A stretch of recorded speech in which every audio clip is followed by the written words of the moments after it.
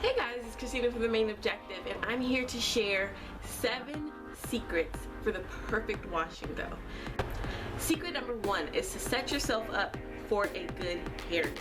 So whatever makes a good hair day for you, you want to make sure you do that. Just because you're doing a wash and go doesn't mean that it's an exception to your normal regimen. So for me, a good hair day always starts with a pre-poo treatment. That also means deep conditioning.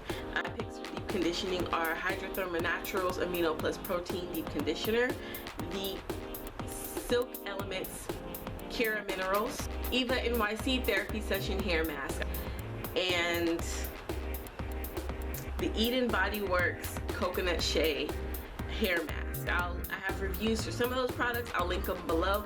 Other ones, I'll just make a big old list of everything that I mentioned. But you definitely want to make sure that, you know, your hair is adequately hydrated and moisturized and softened and everything else to set you up for a good hair day. And that's not only for wash and goes, that's for any style that you're going to do. You want to make sure that you set the foundation right for that style. I look crazy right now, but step number 2, or secret number 2 rather, is to make sure your products mix beforehand. I've seen and read way too many horror stories about people just slapping product in their hair, praying for the best, and ending up with those white balls, or after their hair dries, flakes all over the place. You want to make sure you avoid that kind of stuff by doing one of 2 things. Most people will mix products on the back of their hand, and that's one viable method, but I prefer to actually do a test patch. And with this test patch, what it allows you to do is actually layer on the products that you're going to actually use on a section of your hair to see what it's actually going to look like.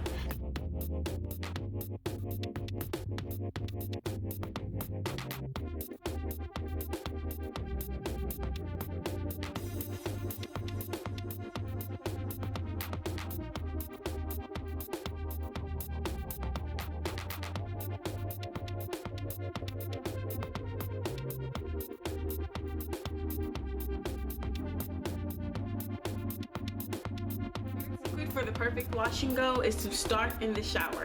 The best wash and go start on dripping wet hair. If you wait until after you get out of the shower to start applying products, you've already lost the battle. Soaking wet hair clumps together, and those clumps are what help create the definition that's going to give you that longer lasting wash and go. So in the shower, while the water is still running, make sure you begin applying in sections your leave-in product, your moisturizing product, and your oil to seal. You can also add your styling product while you're in the shower, but I choose not to because I actually like to see the styling product going into my hair.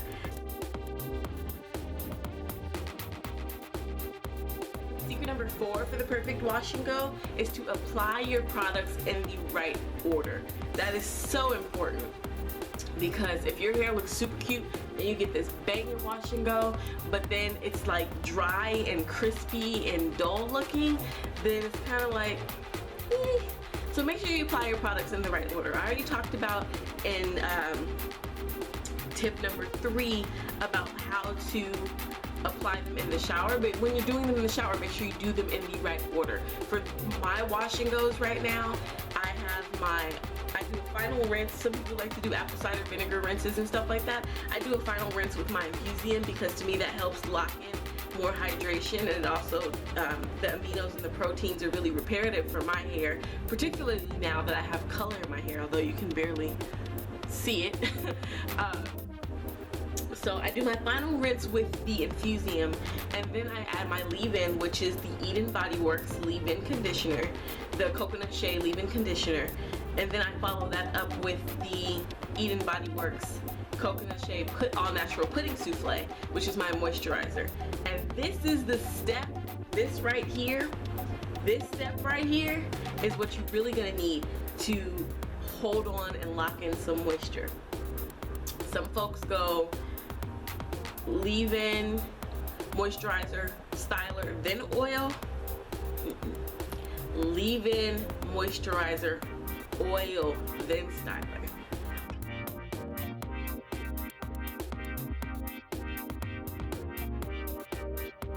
5 to a perfect wash and go. Rake, smooth, and get close to the root with enough product. That's a lot of words in one sentence, but it's very, very important. Some folks rake, some folks smooth. I like to do a combination of both because both are very valuable. When you rake product through your hair, you're making sure that it's evenly distributed throughout each section of your hair. When you smooth it, you're encouraging that clumping. So by raking it through, you make sure you're distributing enough product, and by smoothing it, or in my case, I like to smooth with my thumb and my index finger. Smoothing it, make sure that, you know, the curls are being encouraged, and making sure you're using enough product is really, really important. You can't, the dime size, the nickel size, the quarter size, the dollop, whatever the jar says, I'm sure, whatever. But I like to use a lot of product. I'm very heavy-handed with product, and it's very intentional.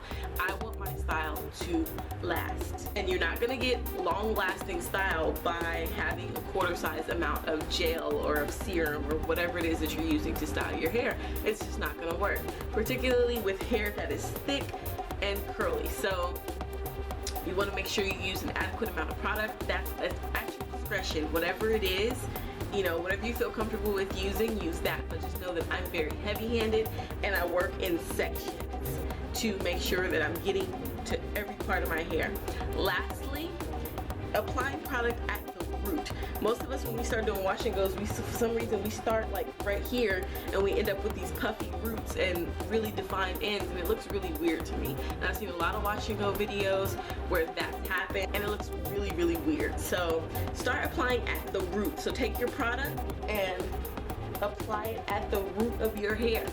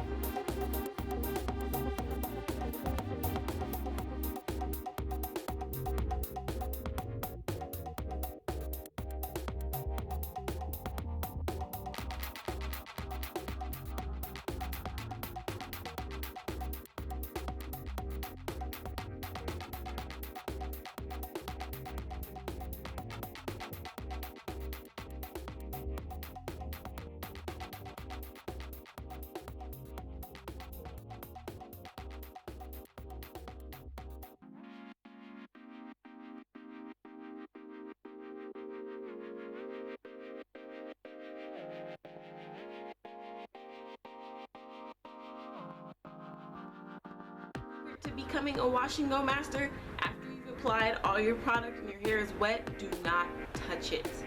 Let it rest, let it dry. Yes, you will have super defined day one hair, but as the days go on, it'll be great. Take it from me, this is day 3 hair of my wash and go, and it's only gonna get bigger. So make sure you don't touch your hair until after it's dry. If you have to diffuse your hair, make sure you're using the diffuser to manipulate your hair and not your fingers, because that's gonna cause frizz. And the 7th and final tip to becoming a wash and go master is to maintain moisture and preserve your hair. Usually day 1, day 2, I'm fine. Sometimes on day 2, depending on the weather, or day 3, at night, I always moisturize my hair at night. Because moisture has water, and water will cause your washing oil to draw back up into itself instead of stretch and elongate as the days go. So I do mine the night before. I pineapple and band. And what I always like to use is I take a spray bottle and I just fill it with Infusium and use that to kind of rehydrate the hair. And then I'll follow that up with the Camille Rose Naturals Curl Up Moisture Milk or the BodyWorks All Natural Pudding Souffle. Just working in small sections and working it into my hair. If I feel like sealing it with an oil at that point, I will. Sometimes I use coconut. Other times it'll be like my Deathy Organics Hair Shine and Control Hair Oil. Whatever I feel like using, just to make sure that the moisture is being retained in my hair. And then I follow my nighttime routine video, which is on the blog, and I use either, you know, I band the front and spark pineapple the back. and let that be it. And then I take down my hair and it looks like this, and I'm able to get several days out of my wash and go.